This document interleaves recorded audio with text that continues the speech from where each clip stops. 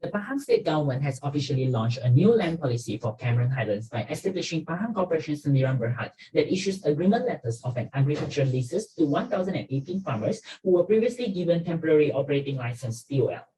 The agreement covers a total land size of 5,526,219 hectares. State government officers had allegedly borrowed the agricultural land lease model from Lodging Highlands that is located near Cameron Highlands as an example to show that farmers are able to afford expensive rent. This in the hope of rationalizing Pahang's corporation's decision to collect expensive agricultural rent in Cameron Highlands. However, most farmers in Lodging Highlands can rent agricultural land for more than 10 acres, thus are able to engage in large-scale production to make profits and continue farming while bearing the heavy burden of high costs. Besides that, the lease term given to the majority of farmers in Lodging Highlands is often more than 10 years, making it conducive and safer for farmers to invest time and capital to move towards agricultural modernization and upgrading. The state government has set the agricultural land lease on 4,500 per acre, and the amount is equivalent to 375 per acre per month for Cameron Highland farmers. For decades, these farmers have been victims, almost a bondage, to the temporary occupation license (TOL) system, which involved, in some cases, middle persons. The TOL needs to be renewed annually, and the farmers are at the mercy of the politicians and middle persons who have links with the District Land and Mines Office, as they have the authority to approve or reject the applications for renewal of their TOLs. On the other hand, the size of agricultural land in Cameron Highlands is far smaller, with a lot of agricultural land ranging from only 1 to 2 hectares in size. It is therefore foreseeable that small farmers can hardly bear the increasingly heavy financial burden due to the exorbitant rent introduced by the state government, when other costs such as seeds, fertilizers, pesticides, and labor are also climbing step by step. The new agricultural land lease drafted and introduced by the state government also did not take into account the predicament of Cameron Highlands' agricultural sector, particularly the imminent disastrous challenges that will be faced by small farmers. Under the new policy, all farming land in Cameron Highlands will be leased to the farmers via PCSB in a 3 + 2 years deal, involving 5,526,219 hectares. The farmers who initially thought this would be their path to release and relief soon found out it was a case of out of the frying pan into the fire, for they found the new policy to be rife with unreasonable terms. First was the fee. While previously the farmers paid about 880 per acre, and under the new arrangement, now they will need to fork out 4,500 per acre annually, an increase of 500%.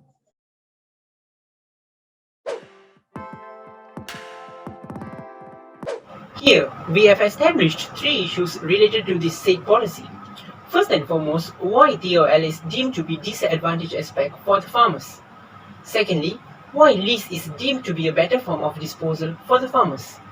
Last but not least, why lease, which was initially deemed to be the relief to the TOL system, ended up disappointing the farmers.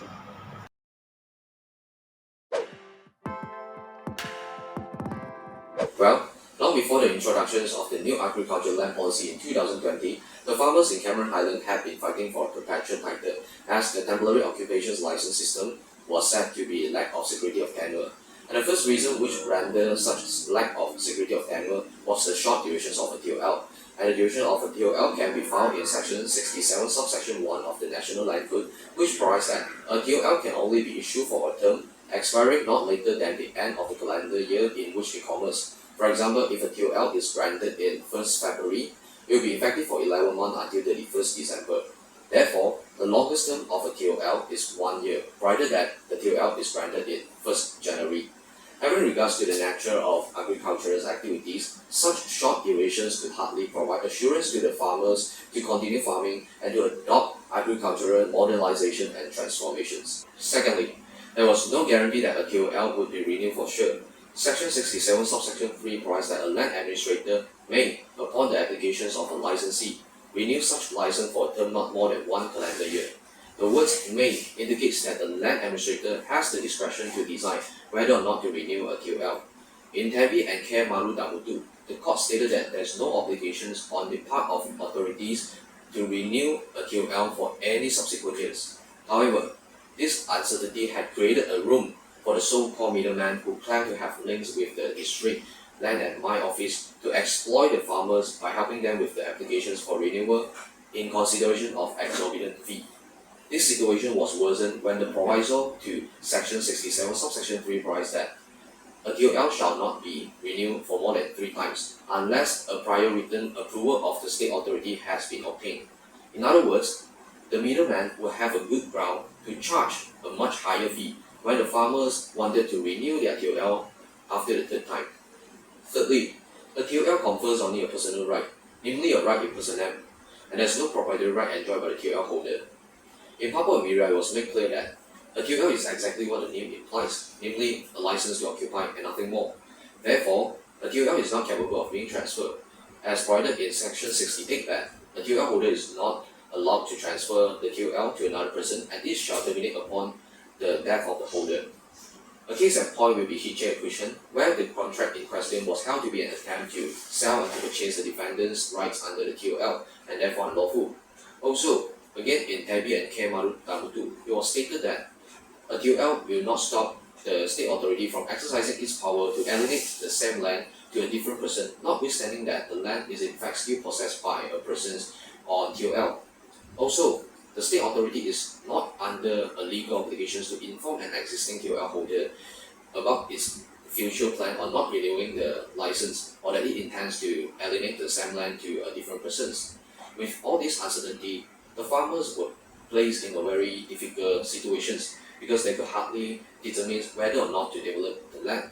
If they did, they might risk losing the outcome of their hard work in cultivating the land, because once the terms expired and the applications for renewal was rejected, everything in the land developed by the farmer would belong to the state authority. However, if they didn't, they could hardly make a considerable profit from their agricultural activities due to the absence of agricultural modernization and transformations. As compared to TOL, lease is said to be a much better form of disposal for the farmers, that when the new policy under which all farming lands in Cameron Highlands would be leased to the farmers was announced, the farmers thought this would be their path to release and relief.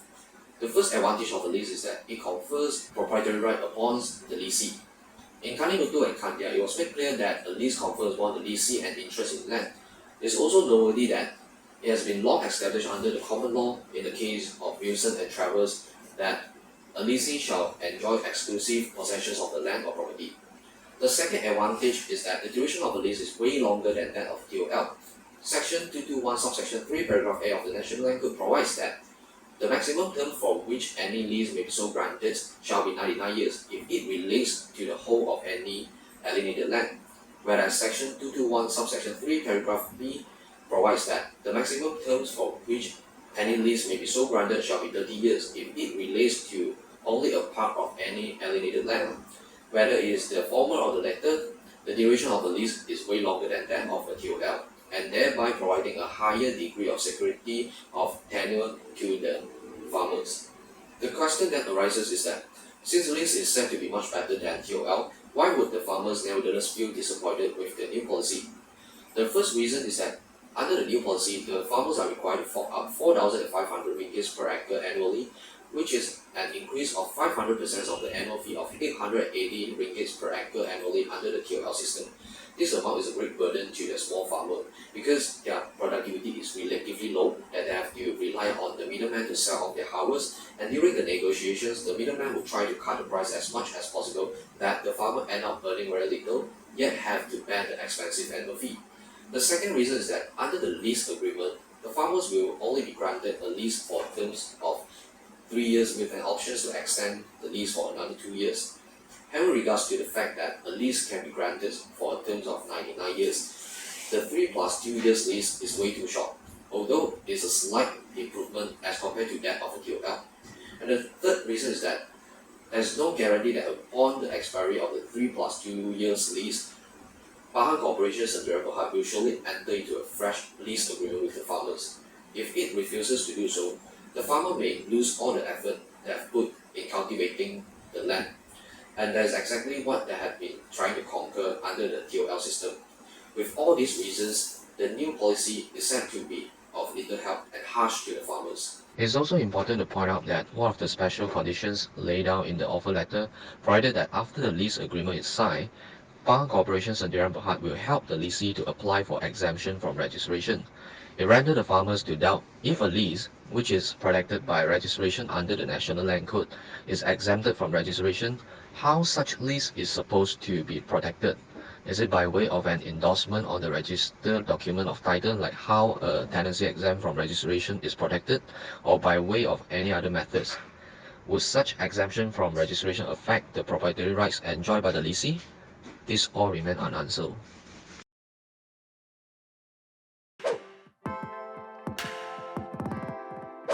There are two major stakeholders whom interests and concerns deeply relate towards this new agricultural land policy. These people are mainly the Pahang state government or its GLC, named Pahang Corporation Sdn Bhd, and farmers themselves. On one side, the Pahang state government and its GLC, named Pahang Corporation Sdn Bhd, have very high expectations on the scheme. Chief Minister Datuk Sri Wan Rozi Wan Ismail, in his efforts of defending the scheme, stated that this policy was created for the purpose of Cameron Highlands lands itself. He stated that through this policy, irresponsible parties would not be able to exploit and misuse lands in this area. Other than that, it was also highlighted that the two main problems Cameron Highlands face when it comes to matters of lands are pollution and the flood of foreigners. Government officials stated that Cameron Highlands plays an important role in tourism as well. The government increased the price of lease to 4,500 Malaysian ringgit, also to increase the revenue that they would be getting to further develop Cameron Highlands tourism area. Hence, this policy was implemented in the hopes that local farmers who illegally rent their lands to foreigners would not do so. Their greatest concern is that the flood of foreigners who are encroaching onto this public land would affect the environment, as most of the time, these individuals do not follow environmental guidelines and policies. The government also relays its concerns regarding the annual fee of 4,500, stating that it was not really a huge amount for commercial farmers, as the returns were estimated to be around 5,000 to 15,000 a month per acre. Plus, these fees also includes rent, assessment tax, water usage charges, environment charges, and agricultural-based management charges. Thus, in the long run, the farmers would still be profiting from this new policy. On the other side, if you look at the farmers' perspective, we can see that many of them are not satisfied with the current change in policy. Firstly, we must understand that there are a lot of smallholder farmers who are unable to afford this significant change due to financial circumstances. There are roughly 1,018 smallholder farmers who protested against this policy, stating that the increased fee from 900 per acre under TOL to 4,500 in the new scheme is too astronomical considering the current financial situation of the farmers due to the pandemic. We must also understand that farmers were generally unwelcoming to this policy because farmers spent years protesting and fighting against the government to obtain permanent land titles. Throughout the process of making this lease, farmers were also kept out of the dark as the governments did not include nor consult these farmers on their opinion of the lease. Thus, farmers feel as though this policy was created just for government revenue and not for the interests of the farmers. Furthermore, the lease scheme also prohibits the use of heavy machinery by farmers and mortgaging agricultural land to financial institutions for loan applications. This would hinder farmers from obtaining more funds and entering the model world of farming. In addition, the government did not consider other fees included, such as hiring workers or even fertilizer fees.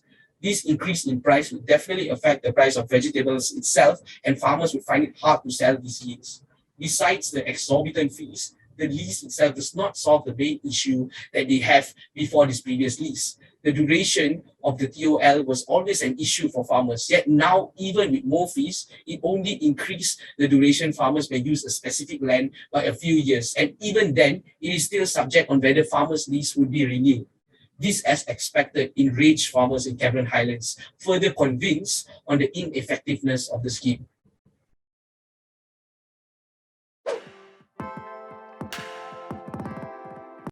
As you can see, there are many relevant stakeholders in play who are keen on this issue of the land lease scheme under the new agricultural land policy implemented by the Pahang State Government back in 2020.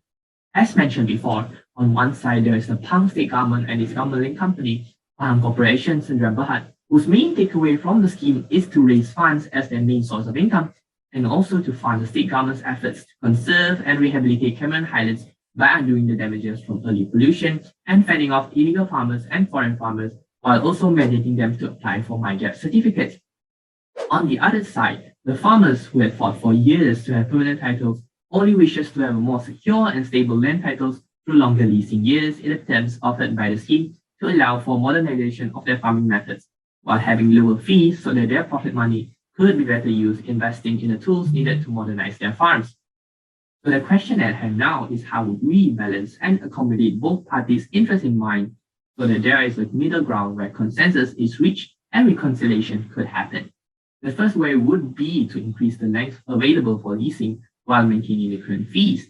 Instead of the original terms in the new lease scheme, which is that the farmers could lease the land for 3 years with the option to extend for another 2 years, Chong Yok-Kong, Assemblyman representing Tanarata, one of the 2 state seats in Cameron Highlands, in a memorandum signed with 1,785 farmers, stated that a more viable option would be to have a 5+30 leasing scheme where the farmers could lease the land for 5 years with the option to extend it for a further 30 years. It is also provided under Section 76 of the National Land Code that the state authority grant a lease not exceeding 99 years, which the suggested period falls within. This way, the farmers will actually have the security to invest in their lands, such as through bank loans, which the majority of them require quite a few years to pay back in order for modernization to happen in their farms. This modernization would in turn offset the higher annual fees introduced by the new scheme, as farmers would likely have a higher profit returns due to the nature of their farms being more efficient and systematic, while also bringing in higher harvest yield. Another alternative method, if we were to say retain the current years available for farmers to lease, is to create a fee structure which is based on the size of agricultural land they are leasing. Instead of the current fixed rate of RM 4,500 per acre, which may be too exorbitant for smaller farmers, this is a more appropriate manner in which the annual fee should be charged, as smaller farmers would need to more often than not go through middlemen to sell their products, which means they are at the mercy of these middlemen to determine the price for their crops, and also getting a cut taken off by the middlemen, vastly reducing their profits even though they have a lower amount of products to sell.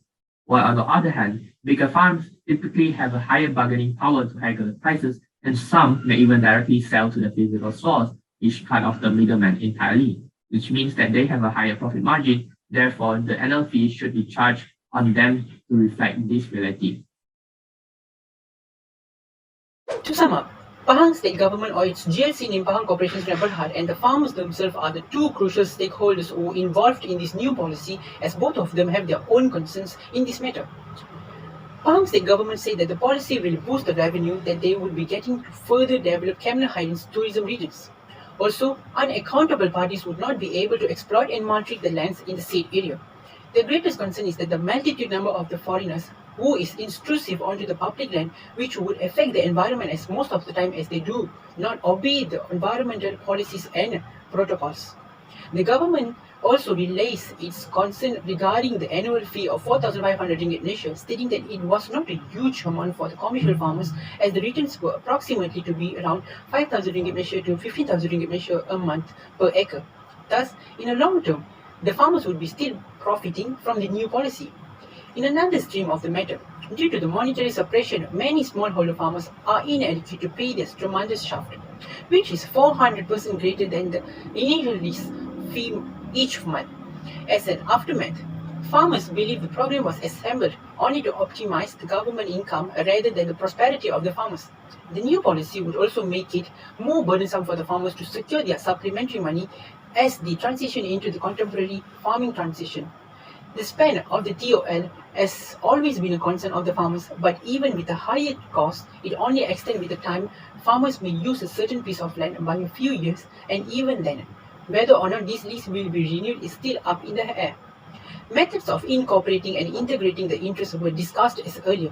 Firstly, to aggrandize the magnitude of time feasible of leasing while holding the fourth of the accustomed cost as the same. As a substitute of these pre-model terms in the recent lease scheme, which authorized the farmer to lease the land for 3 years with the privilege to magnify for another 2 years. A more viable option would be is 5+30 years leasing scheme, which allow the farmers to lease the land for 5 years with the option to amplify for further 30 years. In addition, to keep the present years attainable for the farmers for lease, a cost regulatory ancillary on the amount of the agricultural land they are leasing should be entrenched, rather than the current set rate of 4,500 ringgit per acre, which may be outrageous for the smaller scoped farmers.